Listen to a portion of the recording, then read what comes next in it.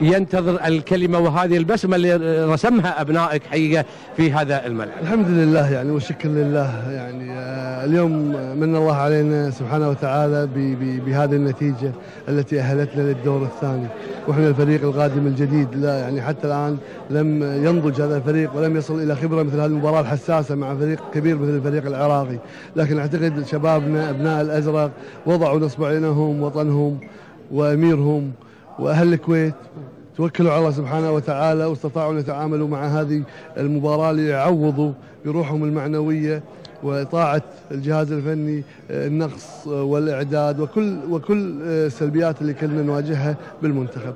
نقول لله الحمد يعني قدرنا أن نتأهل للدور الثاني بذراعنا، قدرنا يعني أن يحققون الأزرق هذه النتيجة، هذا فضل من الله سبحانه وتعالى. أتمنى أن يكون استوعبوا دروس المرحلة الأولى وأن يفرحوا اليوم ومباشرة نبتدي المرحلة الثانية، لأن الفريق لحد الآن لم يصل إلى مستوى قبل النهائي والنهائي.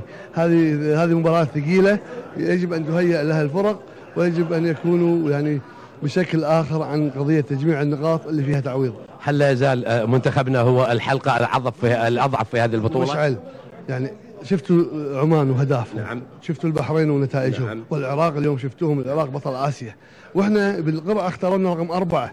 فيعني انا ما قاعد اقول شيء انا مخترعه، انا قاعد اقول شيء اللجنة الفنية واللجنة التنظيمية والقرعة والمراقبين والنقاد كلهم اختاروا.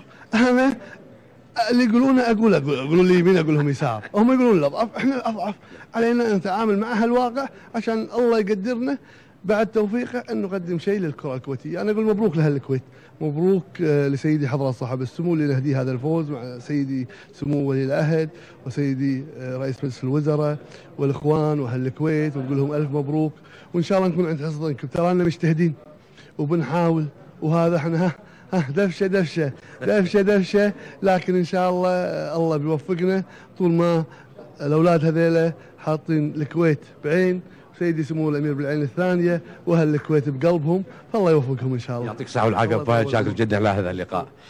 اعتقد